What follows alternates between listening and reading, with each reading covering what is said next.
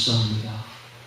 고린도전서 1장 18절의 말씀을 통해서 구원의 커트라인이라는 제목으로 말씀을 전하고자 합니다. 구원의 커트라인이 무엇인지 오늘 이 시간 깨닫게 하여 주옵시고, 참으로 최저 합격선이라도 걸려서 지옥이 아니라 천국에 들어가는 우리 모두가 될 수 있도록 아버지여 우리를 붙잡아 주시옵소서. 예수님 이름으로 기도합니다. 아멘. 고린도전서 1장 18절 말씀을 통해서 구원의 커트라인이라는 제목으로 말씀을 전하고자 합니다. 자, 고린도전서 1장 18절 말씀을 한번 보도록 하겠습니다. 십자가의 도가 멸망하는 자들에게는 미련한 것이요, 멸망하는 구원을 얻는 우리에게는 하나님의 능력이라 되어 있습니다. 이게 멸망하는 또 구원을 얻는 아주 대조적인데요. 멸망하는 이거는 원어에 보면은 현재 진행형으로 되어 있습니다. 구원을 얻는 이것도 현재 진행형으로 되어 있습니다. 그러니까 이걸 다시 풀이해서 말씀하면 이렇습니다. 십자가의 도가 멸망으로 현재 진행되고 있는 자들에게는 미련한 것이요, 구원을 진행되고 있는, 구원이 지금 계속되고 있는 우리에게는, 구원을 계속 현재 얻고 있는 우리에게는 하나님의 능력이라 이런 뜻입니다. 우리나라는 시제가 없기 때문에 이게 잘 표현이 안 되는데, 그 딱 원어 그대로, 뉘앙스 그대로 딱 표현하면 그렇습니다. 현재가 아주 중요합니다. 그러면 현재에 우리가 어떤 형태로 지금 되어 있느냐, 이게 굉장히 중요하다 이 말이에요. 그러니까 과거에 왕년에 이래서 하면 안 됩니다. 과거에 내가 하는 은혜를 얼마나 받았는데, 과거에 내가 얼마나 성령의 불을 받았는데, 이런 말 하면 안 된다 이 말이에요. 과거는 과거고 그걸 가지고 절대로 구원받지 못합니다. 문제는 뭔가 하면은 이게 구원론이 잘못되어 있다는 겁니다. 지금 현재 구원론이 두 개가 있는데, 순간 구원론이 있습니다. 순간 구원론, 중생 구원론이라고도 말합니다. 한 번 구원은 영원 구원이고, 한 번 거듭나면 결코 구원이 상실되지 않는다라는 구원론입니다. 이 구원론의 기초는 어거스틴이 놓았는데, 그리고 칼빈에 의해서 확립되었고, 대부분의 사람들이, 기독교인들이 다 이 구원론을 추종하고 있는데, 놀랍게도 어거스틴은 이 구원론을 어디서 가져왔는가? 그전에는 이런 구원론이 없었습니다. 어거스틴부터 시작된 거예요. 지난번에 제가 이야기했지만, 그럼 이거 어디서 가져왔는가? 이교에서부터 가져온 겁니다. 잘못된 구원론입니다. 그전의 교부들은 절대로 그렇게 믿지 않았어요. 그전의 교부들은. 어거스틴부터 시작됐는데, 그것이 마귀의 작품입니다. 이 구원론이 마귀의 작품인데, 이게 바로 칼빈에 의해서 확립되고, 이게 교리로 확정됩니다.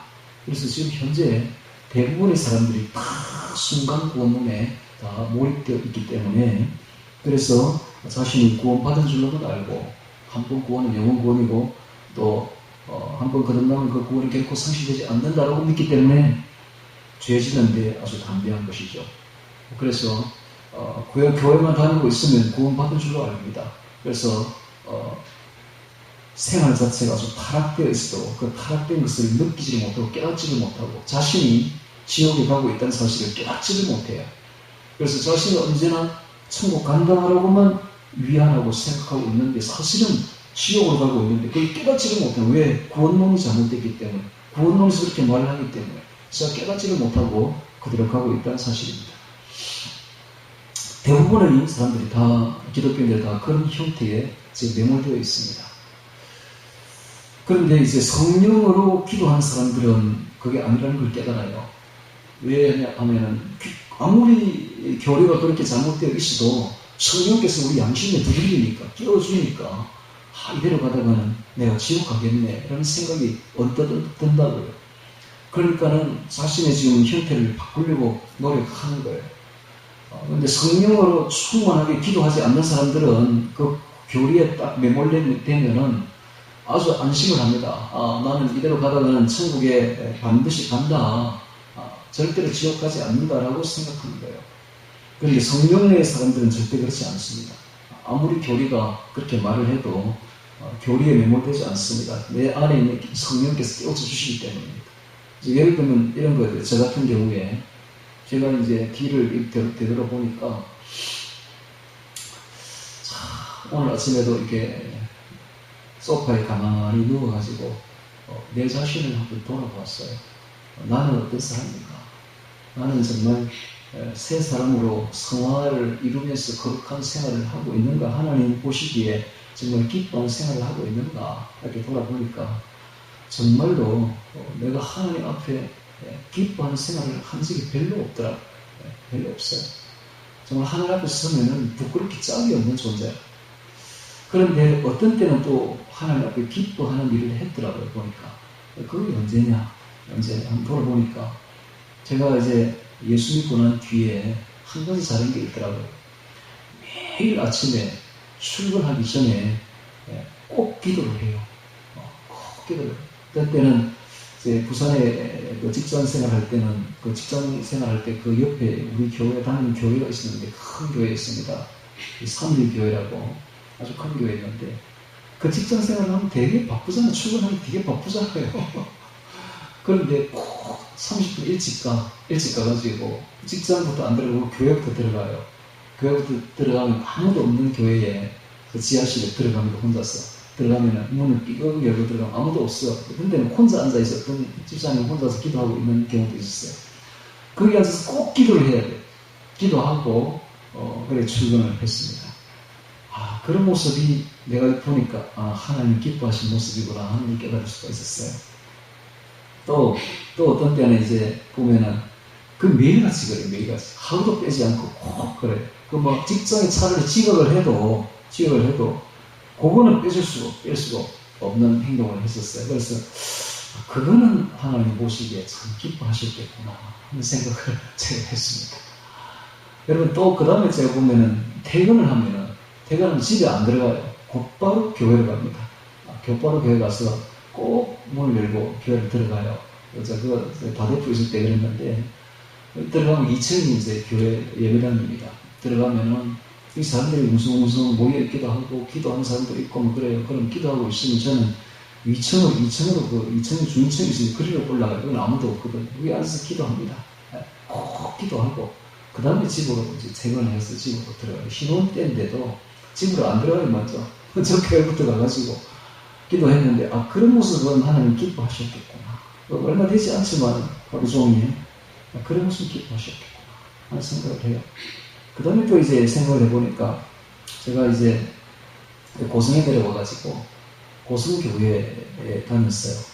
고성에 내려와서 교회가 두 개가 있더라고. 고성교회, 제일교회. 둘 중에 이제 하나를 선택을 하려고 제일교회부터 먼저 갔어요. 그러니까 전에 제가 다니던 영생건설에 그 장로님이 거기에서 대빵이더라고 보니까 완전히. 그래가지고 이 성찬예식을 나누는데 장모님이 막 나눠주고 막 이러더라고요. 참 보기가 안 좋더라고요. 그런 모습을 이렇게 보면서 이 교회는 다녀서는 안 되겠구나. 이 교회는 보기에 사람을 더 중시하는 것 같은데 여기는 다녀서는 안 되겠구나. 그래서 제가 다니던 데가 옛날에 부산에서는 고신척이었어. 고성이 내려가면 꼭 고신척 교회를 가라 하더라고요. 그래서 저는 고신척에 다녔다고 고신교회 찾아가는 사람은 아닙니다. 저는 하나님이 보시기에 좋은 곳으로 가는 곳이지. 그래서 이제 우리 어머니를 모시고 전에 고성교회로 인도한 적이 있었기 때문에 어머니가 다니는 고성교회에 들어갔었어요. 그래서 이제 신앙생활을 두 부부가 하는 걸 얼마나 열심히 했던지 그냥 온 정신을 교회에 그냥 쏟아가지고 교회 일이라 하면 물불을 가리지 않고 열심히 했는데 그래서 부흥도 많이 일어나고 사람들도 많이 성장하고 교회도 엄청 성장하고 그랬어요. 우리 때문에 불이 붙어가지고 아동부 우리가 유치부를 했는데 유치부 그 당시에 한 30명 오는 그 애들을 얼마나 모집을 하고 불이 붙었던지 한 200명 이렇게 애들이 오니까 200명을 애들을 데리고 오려면 교사가 얼마나 많이 필요하겠습니까? 좋은 교사들 다 끌어내려와가지고 교사만 40명 정도 되는 거예요. 교사만 40명 애들이 200명 그러다 보니까 애들 엄마 아빠를 막 싹 다 오고 막 이래가지고 교회가 막 붕이 되기 시작하는 거예요. 그러니까 그 모습을 보고 회를 내가지고 경쟁심이 붙어가지고 아동부도 막 그렇게 하는 거예요. 이러고 보니까 중고등부 성장하지 아동부 성장하지 막 이러니까 힘이 있는 게 교회가 나중에는 교회가 갑자기 400명 정도 되던 성도들이 한 1000명 가까이 막 오기 시작한 거예요. 그때가 고성교회의 정점이었습니다. 고성교회로서는 생긴 이래로 우리가 그때 봉사하던 그때가 가장 교회 교세가 크고, 그때 그전에는 저희 교회가 크다고 했는데 갑자기 막 고성교회 크지만 저희 교회는 아무것도 아닌 거예요. 그렇게 돼버렸는데, 그때 일을 제가 생각해 보면서 하나님 이것은 기뻐하셨겠지요. 아니더라. 그 너가 너를 위해서 한 것이 그리고 나를 위해 한 것이냐 이게. 그때의 그 열매가 어떻게 됐냐 하면은 제가 진짜 우리가 목숨 걸고 진짜 했거든요. 교회 일을. 그랬는데 하나님 그걸 어떻게 보시느냐 하면은 너 자신을 위해서 한 거잖아. 네의 명예를 위해서, 네 명예를 위해서 한 거잖아. 왜 나를 위해 한 것이냐. 그 열매가 어떻게 됐느냐 하면 그 이후에 유치부에 분쟁이 일어나기 시작하는 거예요. 제 마음에 언제나 이 화가 가득했어요.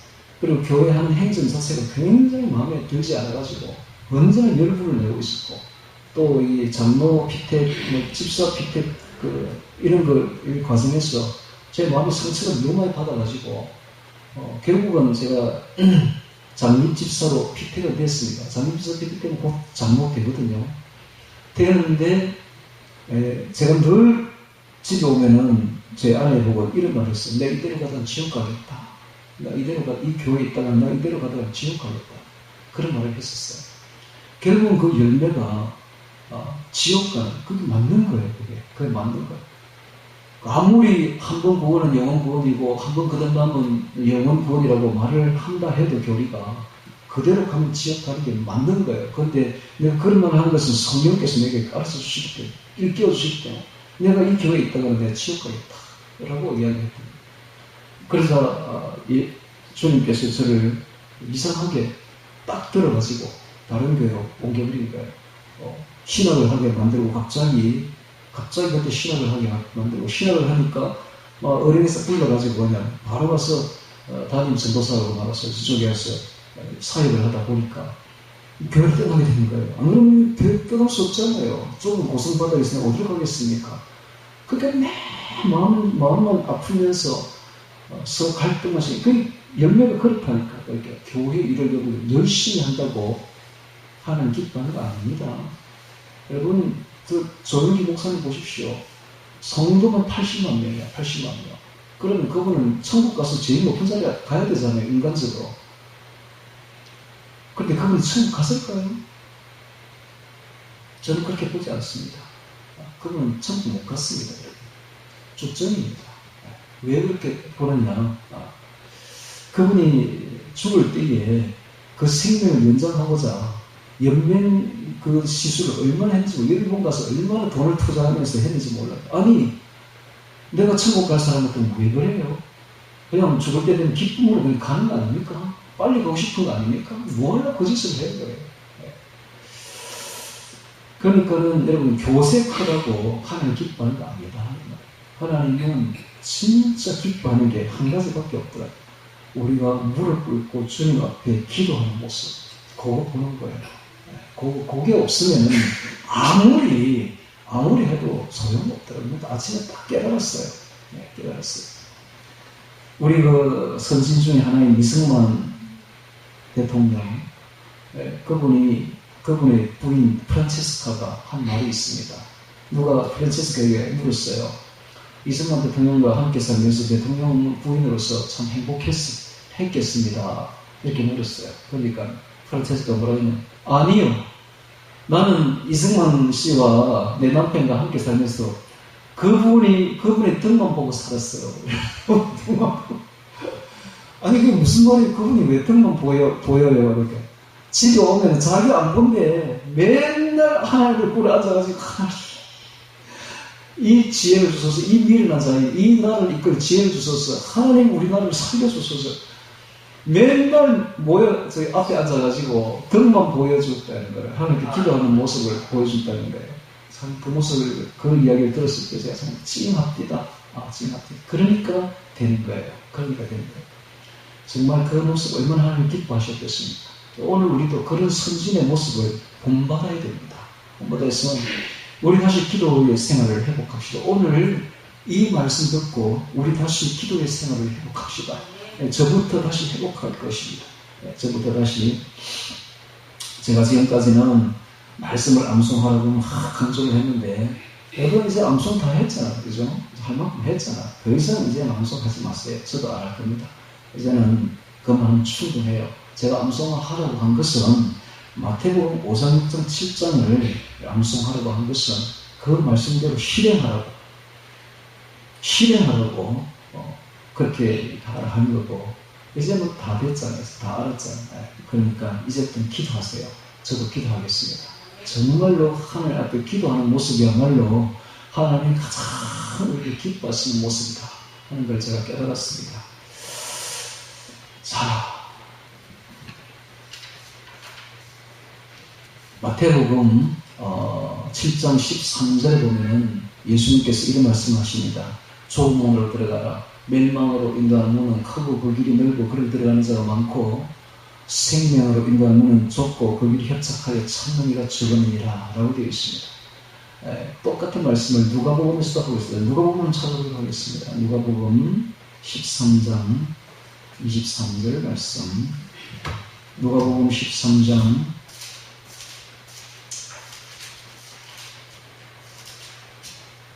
23절 말씀.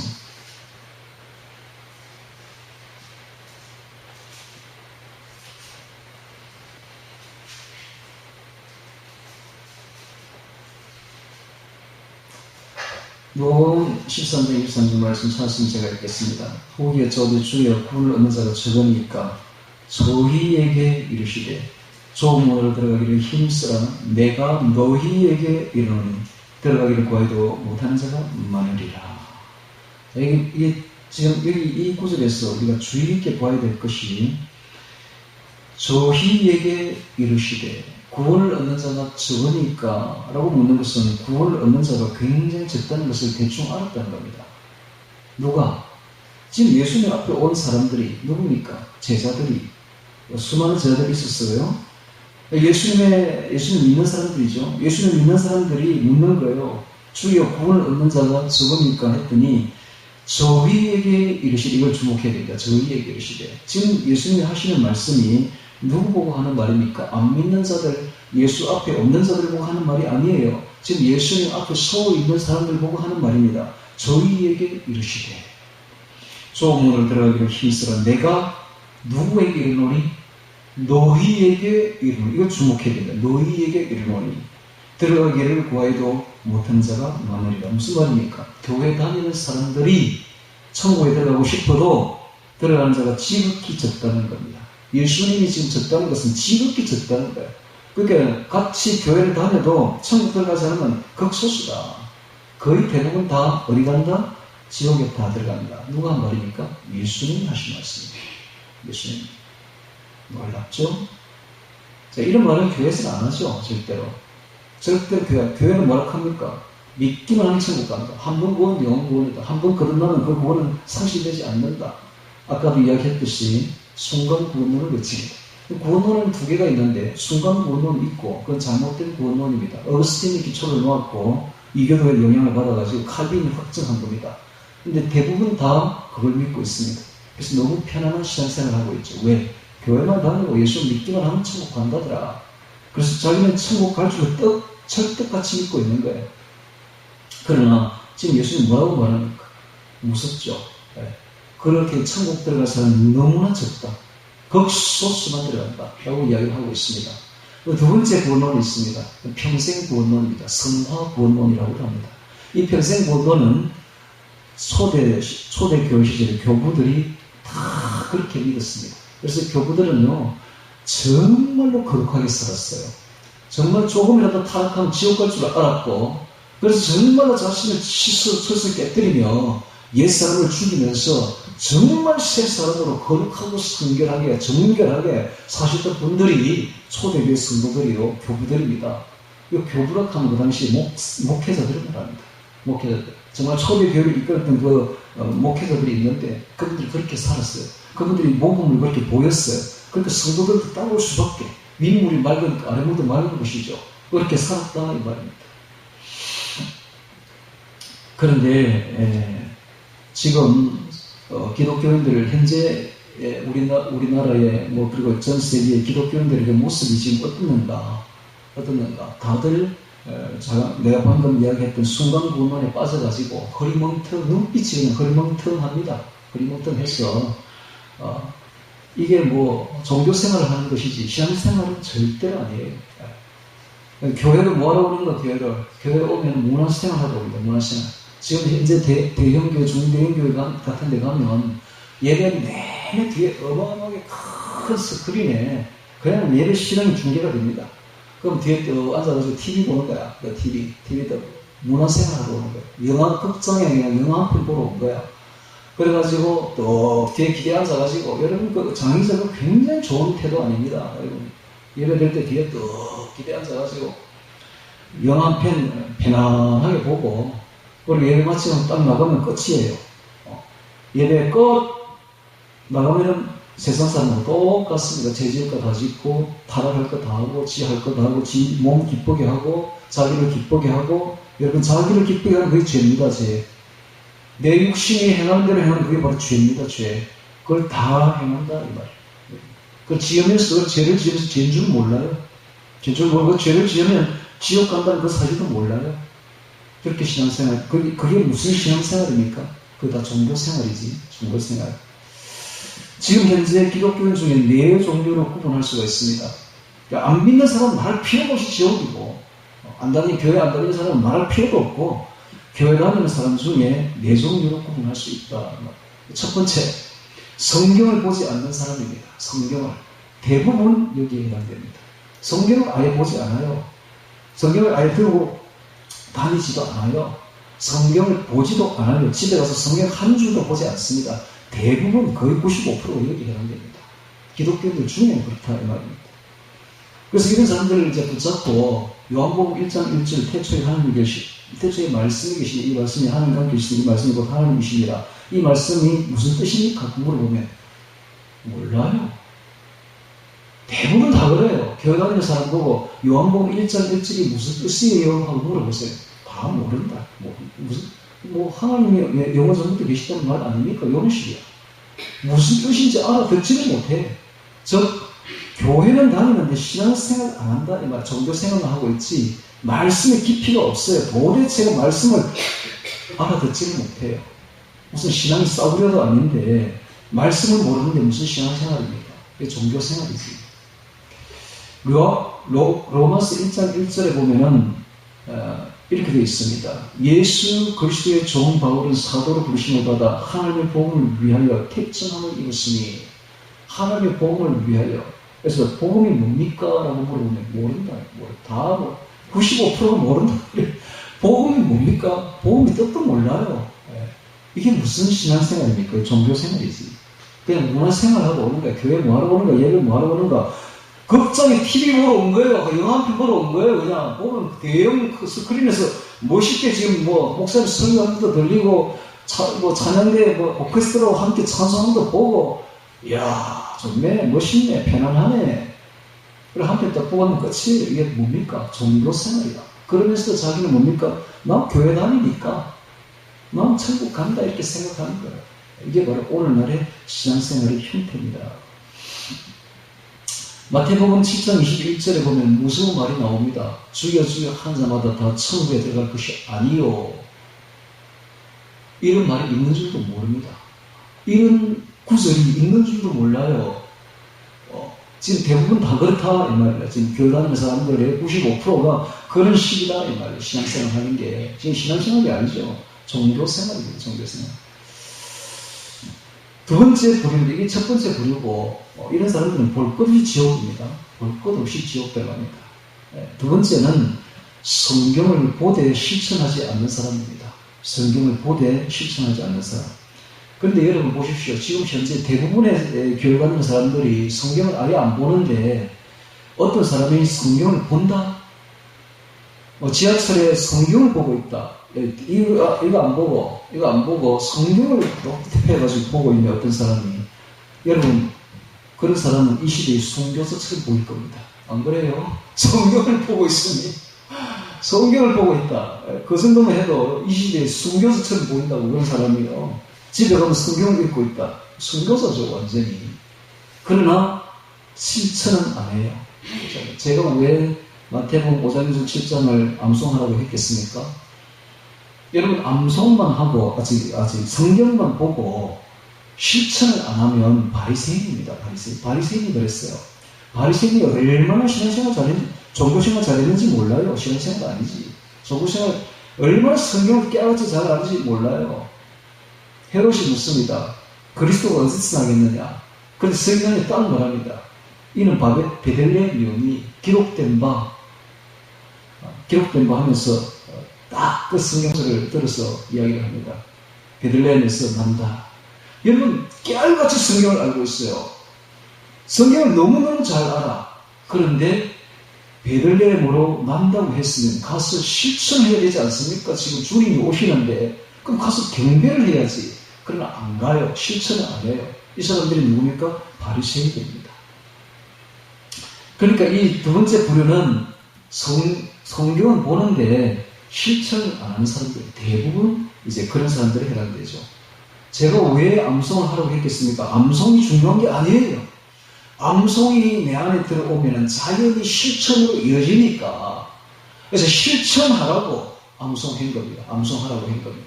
여러분, 암송만 달달달달 하고 실천 안 하면 바리새인입니다. 암송을 했으면 그대로 실천을 해야 돼요. 실천. 이게 신앙생활이죠. 네. 두 번째 부류는 성경을 보되 실천하지 않는 사람입니다. 이게 뭔가 성경에서 말하는 예수님 말하는 길가같입니다. 길가. 말씀이 떨어졌는데 말씀을 전혀 실천하지 않고 듣고 깨닫지를 못해요. 깨닫지 못하니까 악한 자가 와서 먹어버리죠. 저 길가같이다 하는 말. 세 번째 부류가 있습니다. 이제 극소수에 들어갑니다. 극소수에. 세 번째 부류. 성경을 연구하고 실천까지 해. 보고 실천까지 해. 그런데 박해가 오면은, 핍박이 오면은 그냥 넘어져 버립니다. 혹은 유혹이 오면 그냥 유혹에 그냥 바로 빠져버려요. 그래서 언제나 이런 사람들의 특징이 평소에는 잘 신앙생활 하는 것 같은데 고난이 오면은 그냥 뭔가 예수님을 원망하고 불평하고 포기해버리고 유혹이 오면은 그게 유혹에 빠져버립니다. 이런 사람들은 어떤 밭입니까? 돌밭과 가시밭 같은 사람들이에요. 예. 이 성경에 보면 이런 사람들이 나오는데 가롯 유다가 이런 사람, 가롯 유다가 예수님을 따라서 왔는데 그 마음속에 유혹이 너무 많아요. 예수님이 메시아니까 이 메시아가 이제 메시아 왕국을 건설하면은 거기서 한 자리 해야 되겠다. 이런 유혹이 많은데 예수님이 보니까는 자기 마음하고 전혀 상관없이 십자가를 지르고 하니까 가장 예수님을 배반하고 돌아서 버린 자가 바로 가룟 유다 아닙니까? 사울 왕도 이런 사람, 사울 왕이 참 신앙이 좋은 사람이었어요. 근데 그 속에 욕심이 들어가니까 결국은 버림받게 되지. 아나니아와 삽비라도 이런 사람이었어요. 아나니아와 삽비라가 여러분 어떤 사람이냐면 아나니아 삽비라는 나쁜 사람이 아니에요. 아나니아 삽비라는 자기 재산을 팔아가지고 교회에 바친 사람. 누가 팔아를 했습니까? 아니요. 스스로 자신했어. 자기 집을 팔아가 자기 밭을 팔아가지고 교회에 헌납한 사람이에요. 오늘날 이 정도 아나니아 삽비라 정도는 교회 잘못되지. 장로 권사 다 돼버리죠. 그런데 왜 이 사람들이 죽었습니까? 얼마를 속인 거예요. 얼마를. 성령을 속인 거예요. 얼마를 감춘 거죠. 그러면서 다 바쳤다 이런 거예요. 얼마를 또 감추어 놓고 이게 답니다.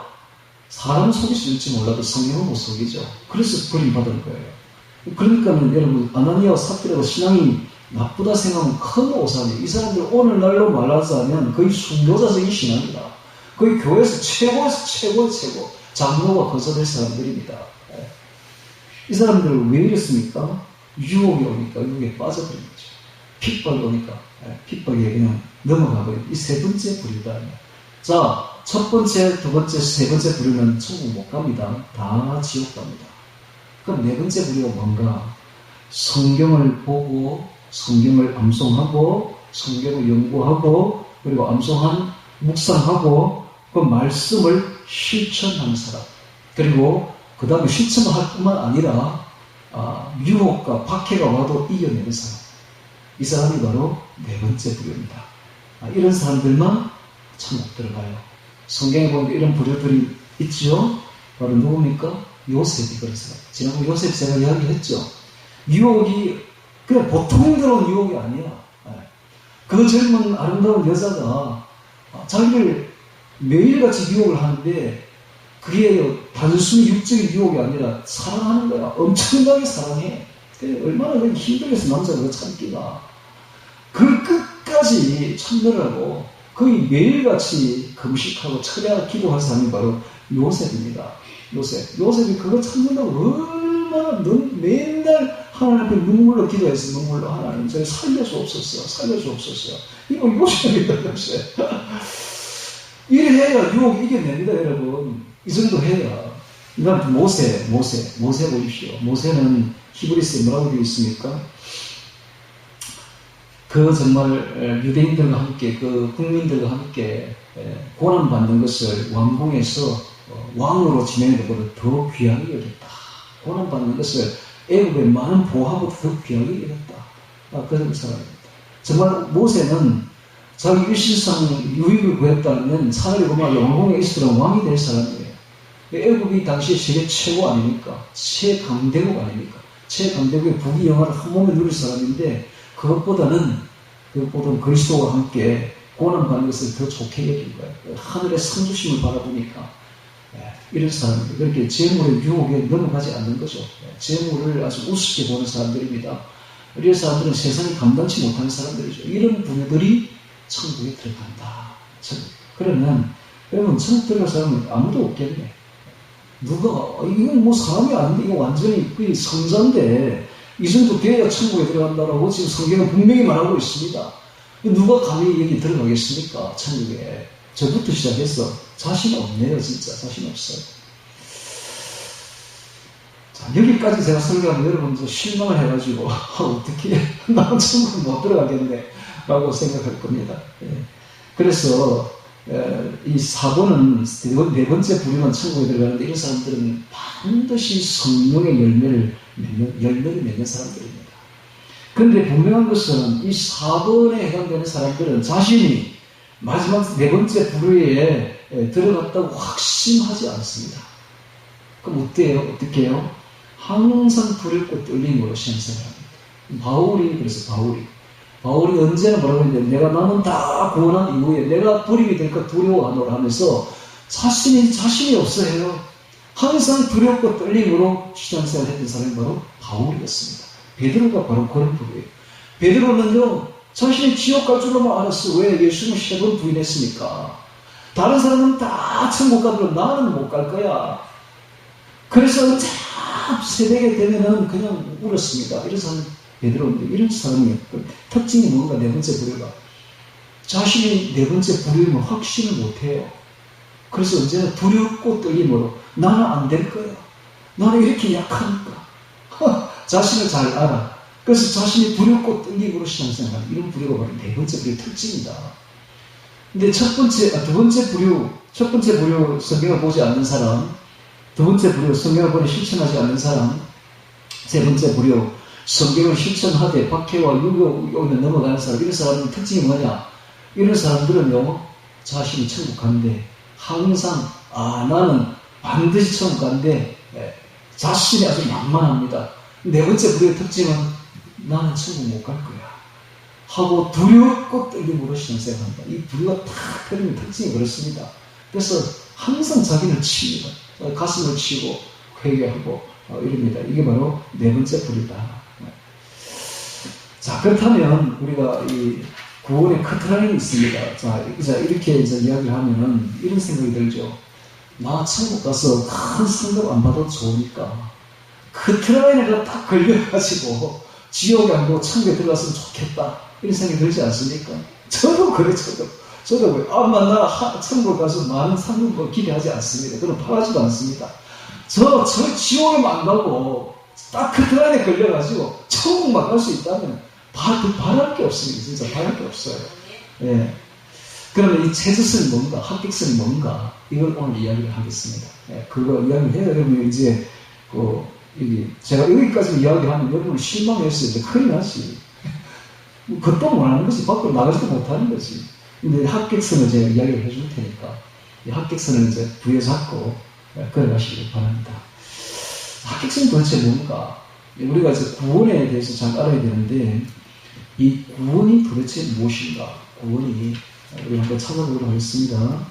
먼저, 갈라디아서를 찾습니다. 갈라디아서 1장 7절을 찾습니다. 갈라디아서 1장 7절.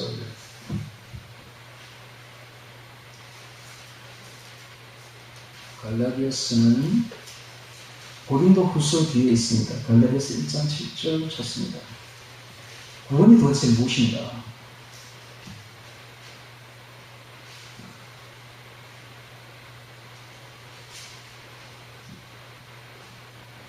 갈라디아서 1장 7절 8절. 다른 복음은 없나니 다만 어떤 사람들이 너희를 요란케 하여 그리스도의 복음을 변하려 함이라. 그러나 우리나 혹 하늘로부터 온 천사라 할지라도 우리가 너희가 전한 복음 외에 다른 복음을 전하면 저주를 받을지어다. 그 복음을 정확하게 전해야지 다른 복음을 전하면 저주를 받는다 라고 되어 있습니다. 그럼 어떻게 해야 이 정확한 복음이 되는 것인가? 로마서 1장을 찾습니다. 이제 로마서를 한번 보도록 하겠습니다. 우리 지난주에 공부 많이 했죠? 구원론에 정확하게 기록된 로마서를 보도록 하겠습니다. 구원이 무엇인가? 구원론 1장, 로마서 1장 17절 봅니다. 17절.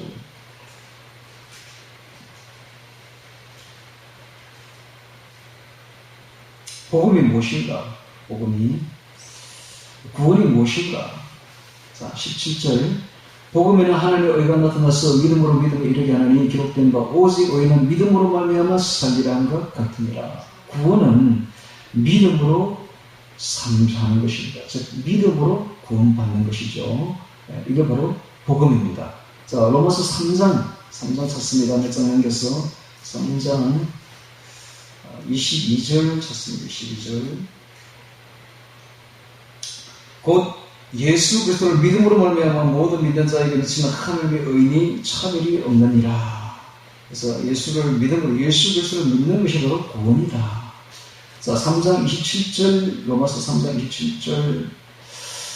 그런즉 자랑할 때가 어디 있을 수가 없느니라. 무슨 법으로냐? 행위로가 아니라 오직 믿음의 법으로니라. 그러므로 사람이 어렵다 하심을 얻는 것은 율법의 행위에 있지 아니하고 믿음으로 되는 줄 우리가 인정하노라. 즉 예수 그리스도를 믿어야 구원받는다. 이건 틀림없는 사실이에요. 예수를 믿어야 구원받는다. 자, 그러면 믿기는 믿되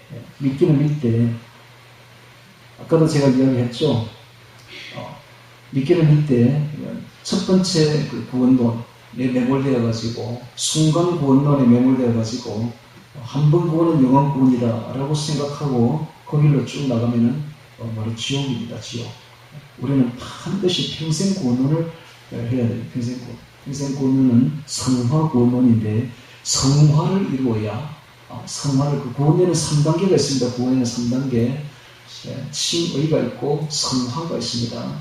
영화는 저 천국에서 이루어질 거고 이 땅에서는 반드시 우리가 거듭났으면은 성령으로 거듭났으면은 평생의 성화를 이루어나가야 된다. 이렇게 되어 있는데 성화를 이루지 못하면 지옥입니다. 성화를 이루어나가야 되는 것입니다. 자, 그렇다면 자, 지금부터 구원의 커트라인을 대해서 보도록 하겠습니다. 자, 이 구원론이 아까도 제가 고린도전서 1장 18절 이야기했지만은 멸망하는 구원을 얻는 이게 전부 현재 진행형으로 되어 있습니다. 이 현재가 얼마나 중요한지 모릅니다. 현재의 모습에 따라서 미래가 확정됩니다. 이렇게 과거에 내가 왕년에 이런 말을 하면 안 됩니다. 과거는 어떻게 되는지 묻어두고 지금 내 현재의 모습이 가장 중요하다. 현재에 내가 구원이 진행되고 있다면 미래에도 영원한 구원에 들어가게 될 것입니다. 근데 현재 내가 구원에서 탈락되어 있다면 미래에도 지옥으로 멸망으로 들어갈 수밖에 없는 것이 지옥 멸망으로 들어갈 수밖에 없는 것입니다. 그러니까는 현재가 진짜 중요하다. 현재 내가 어떤 상태로 서 있는가 엄청나게 중요하다는 사실이에요. 그래서 과거에 불 받았다, 과거에 은혜 받았다, 이거 귀한 간증은 됩니다. 그러나 그것이 내 구원을 보장하는 것이 절대로 아닙니다. 그런데 안타깝게도 많은 대다수의 기독교인들이 이 순간 구원에 집착해서 살아가고 있습니다. 그래서 현재를 잊어버리고 사는 현재를. 현재가 얼마나 중요한지 모릅니다. 과거에만 집착하고 살아가는 거예요. 그래서는 큰일 납니다. 여러분, 과거를 모두 두고 현재 내 모습이 진짜 중요한 거예요. 이것이 구원을 결정한다. 지금 내가 구원 받아야 되는 것입니다. 그래서 교회가 세속화되고 타락되고 죄를 짓는 것에 겁이 없게 된 것은 교리 때문에 그렇습니다. 과거에 구원받았던 사람들이, 거듭난 사람들이 순간 구원론, 즉 한 번 구원은 영원 구원이라는 그 구원론에 매몰되어 가지고 죄 짓는 것을 두려워하지 않기 때문에 현재 교회가 이렇게 타락되고 세속화되었다는 사실입니다. 그러면은 현재의 그 구원을 이루어 나가려면 어떻게 되어 있는가? 옛 사람과 투쟁해야 됩니다. 이게 답입니다. 옛 사람과 투쟁해야 되는데 지금 교회에서는 옛 사람이라는 말 자체를 아예 하지 않아요. 그래서 내 속에 옛 사람이 있는 그것을 알지를 못해요. 왜? 옛 사람을 말하지 않으니까. 여러분, 옛 사람과 새 사람이 있다는 사실을 알아야 됩니다. 우리가 구원받는 것은 하나님의 은혜로 구원을 받는데, 우리가 옛 사람으로 옛날에 쭉 살아왔기 때문에 이 새 사람이 되려면 성령으로 새로운 인격이, 새로운 생명을 탄생하려면 충격이 들어와야 돼요. 충격파가 들어와야 돼. 그래서 하나님 음성도 들려주고 성령의 불도 내려주고 이렇게 신비한 걸 내려주고 이러는 거예요. 그래서 충격을 받아가지고 그 예상에서 벗어나야 되니까 그렇게 하는데, 그렇게 하나님의 은혜를 주시는 이유는 뭔가? 그게 마중물입니다. 마중물. 여러분, 펌프에서 물을 옛날에 이렇게 길을 낼 때에는 그냥 아무리 젖어도 물 안 올라옵니다. 한 바가지로 물을 부어야 돼. 그러면은 물이 확 올라오거든요. 마찬가지로 하나님의 은혜를 확 우리에게 부어주시는 것은 마중물로 주신 거야. 그 은혜가 다가 아니다, 이 말이야. 그 은혜로서 모든 게 끝장나는 게 아니에요. 이건 조그만 이제 마중물이 들어온 거야. 그럼 그 마중물을 가지고 우리가 계속 펌프질을 해야 됩니다. 즉, 하나님의 은혜를 주신 것은 그걸 이용을 해서 성화를 이루어 나가라 이런 뜻입니다. 계속 옛사람을 죽여 투쟁하라 라는 뜻입니다. 우리 속에 옛사람이 있다는 것을 잊어버리면 안 됩니다. 골로새서 3장 9절 옛사람과 그 행위를 벗어버리고 라는 말이 있습니다. 우리 속에는 옛사람이 있어요. 이 옛사람은 옛 과거에 살았던 육체의 본성대로, 육체의 욕심대로 살려고 하는 습성이 바로 옛사람입니다. 우리 속에 그 옛사람이 있어요. 새사람으로 거듭나게 되면 그 새사람은 이제 씨가 막 떨어진 거야. 이제 막 씨가 떨어져가지고 조그만해요. 연약해요. 옛사람은 너무 크고 강해요. 그러니까 옛사람과 새사람이 이렇게 싸움을 하고 투쟁을 하면은 누가 이기는가? 반드시 옛사람이 이깁니다. 새사람이 반드시 지게 돼 있어요. 그러면 죄를 짓게 되는 거야. 아무리 내가 거룩하게 살려고, 내가 성결하게 살려고 아무리 몸부림쳐도 안 돼요.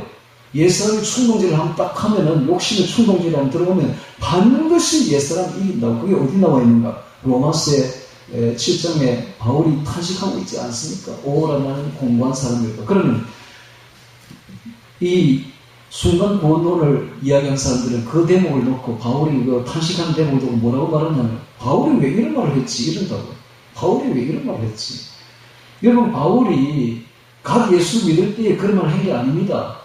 바울이 7년째 예수 믿고 난 뒤에, 거듭나고 난 뒤에 7년이나 지나서 이 글을 쓴 거야.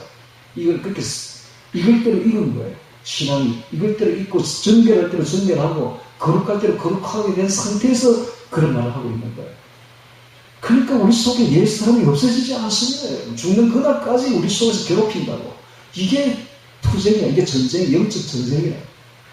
내 속에서 영적 전쟁이 부단히 일어나고 있는 겁니다. 근데 일어나고 있으면 바울이 말했던 대로 누가 이기느냐? 반드시 옛사람이 이깁니다. 새사람이 꼭 지게 되어 있어요. 그러면 넘어지죠. 죄를 짓게 되는 것입니다. 문제는 그 뒤입니다. 문제는 그 뒤에. 넘어졌을 때에, 그때가 중요합니다. 그때에 대부분의 사람들이 포기해버립니다. 나는 안 되는구나. 나는 죄인이다. 나는 아무리 해도 이게 성도는 되기는 틀렸다. 포기하면 안 됩니다. 오뚜기 아시죠? 오뚜기. 아무리 넘겨도 일어나잖아요. 7.8이라는 말이 있지 않습니까? 우리 기독교인들은 절대 절대로 넘어져서 포기하면 안 됩니다. 다시 일어나야 됩니다. 이게 바로 다윗입니다. 다윗. 여러분, 다윗이 정말로 우리에게 준 좋은 교훈이 뭔가 하면 다윗 죄 많이 지었어요. 그래도 회개하는 거예요. 회개하고 다시 일어나는 거예요. 그러니까 하나님을 바라보고 그 손 붙잡는 거예요. 하나님 하고 손을 붙잡는 거예요. 그러니까 다윗이 구원받는 겁니다. 죄를 지어도. 여러분, 사울이 왜 구원 못 받습니까? 포기해버리는 거야. 사울이 만약에 회개하고 하나님 손을 붙들었다면 그거 구원 받지. 그런데 다윗은 그렇게 안 하는 거예요. 그래서 오늘 우리가 알아야 될 것은 죄를 지었을 때 어떻게 되는가? 하나님을 바라보고 다시 일어나야 됩니다. 할렐루야. 자, 그러면 어떤 일이 벌어지는가? 그러면 어떤 일이 벌어지는가? 양심의 가책이 생기죠. 양심의 가책이. 이 양심의 가책이, 죄를 지는 양심의 가책이 막 생긴다고요. 이 양심의 가책이 생기는 사람은 참 복 있는 사람입니다. 근데 대부분 양심의 가책도 없어요. 종교 생활하는 사람들은 양심의 가책도 없어. 왜? 이게 어두우면 먼지나 더러운 게 보이지 않아요. 근데 밝을수록 잘 보인다고. 사람이 자꾸 순결하게 살고 거룩하게 살면요, 조그마한 잘못도 다 보여, 이게. 그러니까 자꾸 괴로운 거야. 괴롭고 가슴을 치는 오라 나는 공부한 사람이로다 하면서 회개하게 되어 있는 겁니다. 그게 바로 복입니다. 그게 복입니다. 양심이 가책이 오는 그게 바로 복이야. 양심이 가책이 오는 사람들은 천국 갈 사람들입니다. 그래서 그 사람들은 항상 이야기가 내가 천국 가겠나? 내려가지고 내가 이래가 천국이나 가겠나? 그런 사람은 천국 갑니다. 여러분, 그런 사람은 천국 간다고. 나는 반드시 천국 간다고 자신하는 사람은 천국 못 갑니다. 내가 이래가서 천국 가겠나? 그래서 맨날 회개하고 가슴 치는 사람은 천국 갑니다. 그런 사람은 회개를 하죠. 자, 예를 들면 이런 겁니다. 처음에는 하루에 100번 죄를 짓는다고 생각해요. 100번. 하루에 사람이 100번, 와, 죄 많이 짓네. 그 사람은 안 될 사람이 일생 됩니까? 여러분, 연구를 해보니까 평균 200번 짓는데, 사람이 하루에 평균 200번 죄를 짓는다고. 여러분, 생각하는 것도 죄야, 생각하는 거. 육신의 재미를 쫓아가는 사람 전부 죄 짓는 거예요, 이거. 육신의 즐거움을 쫓는다. 전부 죄입니다, 전부 죄. 자기 좋아하는 대로 간다. 전부 죄입니다. 그 죄 안 질 사람도 어디 있습니까? 전부 죄인데. 어떻게 해야 죄에서 벗어날까요? 자신을 쳐서 죽을 거예요. 자신을 쳐. 오늘날 별로 환란과 핍박이 없는 이 시대에 전부 죄입니다. 전부 죄. 죄 속에서 다 살고, 특히 어린 애들 좋은 일, 컴퓨터 게임, 전부 죄입니다. 그거. 전부 죄. 자, 그렇다면, 여러분, 하루에 예를 들어서 100번을 죄를 짓는다 생각해 봅시다. 100번을 죄를 짓고 난 뒤에 이래 되겠나? 양심의 가책이 와서 가슴을 치면서 정말 회개를 합니다. 그리고 나면 또 죄를 지어요. 그 뒤에 또 죄를 짓는다고요. 옛사람이 있는데 죄 안 질 수가 있습니까? 옛사람이 자기 본성대로 가려고 하는데 새사람이 아무리 성결하게 거룩하게 하려고 해도 옛사람이 못 이긴다고요. 절대로 그 충동질에 못 이긴다고. 그런데 죄를 몇 번 짓느냐? 회개하고 나면 한 70번 짓습니다. 그 다음에 한 70번. 조금 나아지는 거예요. 신기한 거는요, 회개하고 나면은 죄에서 조금 벌어집니다. 그 다음에는 또 그걸 또 회개합니다. 어떻게 되는가? 한 50번을 쏟더니 50번. 점점 죄를 짓눌러 가기 시작합니다. 이게 은혜예요. 이게 은혜예요. 그래서 이렇게 죄를 회개하는 사람은 자신이 죄인임을 잘 알기 때문에 자기 의라는 게 없습니다. 자기가 내세울 게 하나도 없어. 그래서 항상 하나님 앞에 겸손, 사람 앞에 겸손한 법이야. 그런데 이런 사람이 있죠. 난 죄 안 짓는다. 난 의인이다. 난 완벽하다. 나는 정말 율법 잘 지킨다. 이런 사람들은 교만합니다. 교만하고 자기 의로 꽉 차 있습니다. 미안하지만 이런 사람은 천국 못 갑니다. 항상 죄를 짓는 그 사람은 천국 간다니까. 항상 죄를 지고 항상 가슴을 치면서 주여 나는 죄인으로소이다 하는 그런 사람들이 천국 갑니다. 주님은 어떤 사람을 부르러 오는가? 의인을 부르러 온 게 아니라 죄인을 부르러 왔습니다. 건강한 자에게 의인이 쓸데없습니다. 병든 자에게 쓸데있습니다. 여러분, 내가 죄인이고 고백할 때 그때 예수님의 피가 한 거야. 예수님이. 그때 예수의 피가 내한테 진짜 효력이 있는 거예요. 회개를 해야 돼요. 그래서 이 회개가 얼마나 중요하냐면 죄인이 회개할 때, 안 믿을 때입니다. 안 믿고 우리가 죄인으로 있을 때, 그때 죄인의 회개는 중생, 거듭남으로 이어집니다. 반드시 거듭남은 죄인이 회개할 때 일어나는 것입니다. 그 다음에 성화는 신자가 부단히 회개할 때 그때 성화되는 것입니다. 그때 성화됩니다. 성화가 그냥 자기가 아무리 내 성화를 잘 지켜서 그렇게 해야지 하다고 되는 게 아니라 죄 지었을 때에 회개할 때 그때 성화가 일어난다. 그때 성화가 일어난다. 참 신기합니다. 이게 신기합니다. 그래서 로마서 8장 13절에 보면 너희가 육신대로 살면 반드시 죽을 것이라고 말했습니다. 오늘 우리가 육신의 소욕대로 살아가면 육신의 소욕이 뭡니까? 엄더호 우술, 원분, 시분, 당분이, 투술방. 이 바로 육신의 소욕 아닙니까? 음란과 더러움과 호색과 엄더호 우술, 우상숭배, 술수와 당분이, 투술방, 원분, 시분, 원수를 맺는 것, 그 분쟁과 시비와 분쟁과 당분이, 투술방, 당짓는 것과 불리함과 이단과 투술방, 투기와 술 취함과 방탕함과 이 모든 것이 다 죄입니다.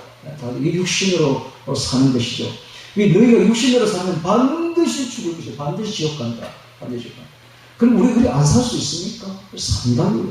삶의 양심의 가책을 받는다. 양심의 가책을 받으니까 회개합니다. 회개하면 100번 짓던 게 다음날 되니까 70번을 줄어들다는 겁니다. 70번 짓던 게 다음날 되니까 50번을 줄어들고 점점 죄에서 벗어납니다. 점점 죄를 짓물러가기 시작하고 이기기 시작합니다. 이게 바로 이기는 겁니다. 이기는 자만 천국에 들어갑니다. 지면 지옥에 들어갑니다. 자신을 이겨내, 자신의 육신을 이겨내, 육신의 소욕을 이겨내. 이렇게 할 때에 우리가 천국에 들어갑니다. 이게 바로 구원의 커트라인입니다. 여러분, 구원의 커트라인. 구원의 커트라인은 뭡니까? 회개입니다. 회개하면 천국 들어갑니다. 그래서 회개를 꼭 하시고, 회개는 어떻게 기도하면 됩니다. 기도하면 회개할 게 너무 많아. 기도하면 회개할 것만 보여. 그냥 기도하십시오. 저도 기도하겠습니다. 오늘부터는 저도 이승만 대통령처럼 등만 보이는 사람이 되겠습니다. 어디 가든지 등만 보이고 꿀 앉아서 기도하는 그 모습이 진짜 하나님 기뻐하시는 모습. 그게 바로 그밖에 없더라고요. 여러분, 교회에서 아무리 큰 일을 하고 능력 있게 아무 필요 없습니다. 아무 소용 없습니다. 주님께는 아무것도 아니야. 주님이 진짜 원하는 것은 등만 보이는 사람입니다. 무릎 꿇고 기도하는 사람, 어디든지 가서 회개하고 가슴을 치는 사람. 그래서 오늘부터는 반드시 기도의 시간을 확보하기 바랍니다. 그런데 마지막 때가 되면 어떻게 되느냐? 마지막 때가 되면 인자가 올 때에 믿음을 보겠느냐 했습니다. 인자가 올 때 믿음을 보겠느냐. 마지막 때가 되면 사람들이 기도 안 합니다. 특징입니다. 기도 안 합니다. 인자가 올 때에 믿음을 보겠느냐. 이럴수록 우리는 더욱더 반대로 나가야 됩니다.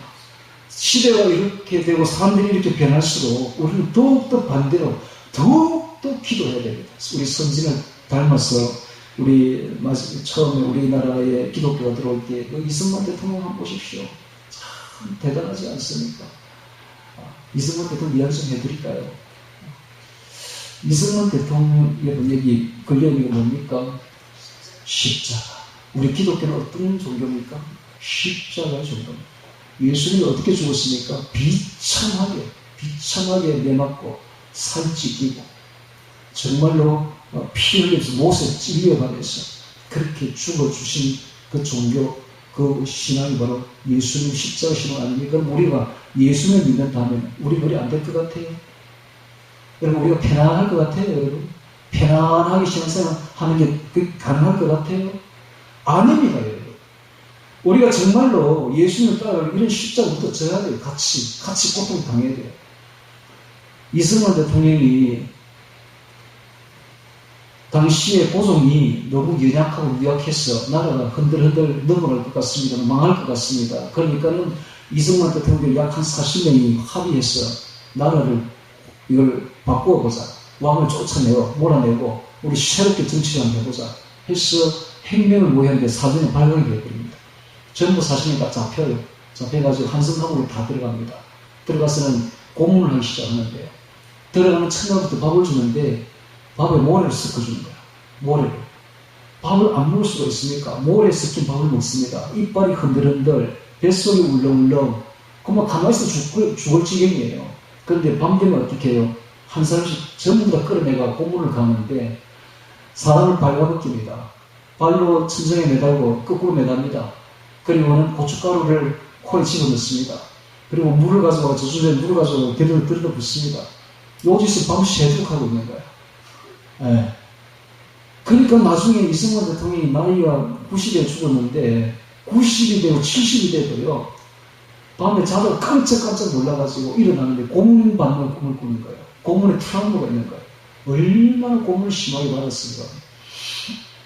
그리고는 하루는 더 부릅니다. 너 붓글씨 잘 쓴다며. 그 당시에 이승만 대통령이 천재였습니다. 천재 청년이었습니다. 붓글씨도 너무 잘 써. 손 딱 내립니까? 망치로 그냥 때려버립니다. 여기 이 손가락 10개가 다 부쌌어요. 산산조각이 나거든요. 그거요, 숟가락 하나 치는데 5년이 걸렸어요. 나중에 붙어가지고. 그거 붓글씨로 회복하는데 35년 걸립니다. 그 정도입니다, 그 정도. 매일같이 고문을 받는 거예요. 6개월 그렇게 받습니다. 여러분, 그렇게 고난을 받으니까 예수님 불러주시니까 예수님 사람이 되는 겁니다. 그렇게 고난을 받았으니까 강력한 대통령이 되는 거예요. 강력한 대통령이 돼가지고 지금 현재 있는 유약한 전 대통령하고 격이 틀린 거예요. 격이 틀려가지고 방공포로들 습관할 때 어떻게 해줄 아십니까? 딱 우리나라 군인들 보고 자 미군이 짓고 있는 방공포로들 저 방공포로들 우리나라 사람들 아니냐 다 어쩌다가 공산당이 돼가지고 침공에 들어왔지만 지금 전부 다 전향에 돌아섰지 않느냐. 너가 저거를 구해내지 못하면은 포로석방에 내지 못하면 너 다 자살에 죽어버려. 이렇게 명령을 내린 거예요. 그러니까 군인들이 대통령 명령이 내려온 겁니다. 우리 거제도에 있는 포로들 중에 방공포로들을 한 70% 되는데 저 사람들을 오늘 다 구해내지 못하면은 우리 보고 다 죽으란다. 우리 보고 다 자살하는다. 대통령 명령이 딴 데는 그런 데는 그 정도로 강력한 대통령이 왜 그렇게 고난을 받았습니까? 해내는 거예요. 그리고 고난을 받았으니까 그 일제 그 식민지에서 구해내고 나라를 그 다음에 방공에서 구해내고 공산주의에서 구해내고 그 다음에 그 어마어마한 6.25 전쟁을 겪어도 끄떡도 안 하고 구해내는 거예요, 나라를. 여러분, 이게 바로 고난의 신비입니다. 고난의 신비. 이런 선지들을 본받아서 오늘 우리들도 유약하게 신앙생활 하지 마시고 강력하게 자기와 싸우기 바랍니다. 자기 속에 있는 옛사람과 지금부터 전쟁을 시작하세요. 해서 항상 무릎 꿇고 기도해서 하나님의 도움으로 승리하기를 바랍니다. 저와 여러분 오늘부터 시작해서 적어도 구원의 커트라인에 걸려서 천국 들어가야 되지 않겠습니까? 아까도 제가 이야기했듯이 이 기독교 중에 4종류가 있습니다. 자신을 잘 돌아보시고 나는 어느 종류에 속한가? 나는 정말 어느 종류에 지금 속해 있는가? 자신을 돌아보시고 첫 번째, 두 번째, 세 번째 미안하지만 천국 못 갑니다. 전부 지옥입니다. 네 번째에 그래도 들어갈 수 있도록 내가 네 번째는 확신은 못하지만 내가 네 번째를 사모하면서 네 번째를 들어갈 수 있도록 그렇게 기도해야 되지 않겠습니까? 그렇게 정말 두렵고 떨림으로 신앙생활을 해야 되지 않겠습니까? 여러분 오늘 이 말씀을 들어보니까 천국 가는 게 쉽지 않죠? 너무너무 어렵습니다. 두렵고 떨림으로 정말로 피를 토하면서 저렇게 신앙생활 자신과 싸워 이겨야 됩니다. 여러분 편안하게 신앙생활해서는 안 됩니다. 여러분 그렇게 이승만 대통령 같은 그런 선진들을 보십시오. 그분들이 다 나를 구한 거예요. 그 고난받던 그분들이 나를 구한 것입니다. 오늘 우리들도 고난받읍시다. 고난받고 같이 싸웁시다. 내 속에 있는 죄와 싸우고 내 육신을 쳐서 부수고 일어납시다. 일어나서 정말 깨어 기도하는 마지막 때에 다 잘 때에 우리는 깨어서 기도하는 우리 모두가 되기를 주의 이름으로 축원합니다. 오늘 말씀 기억하며 같이 기도드리겠습니다.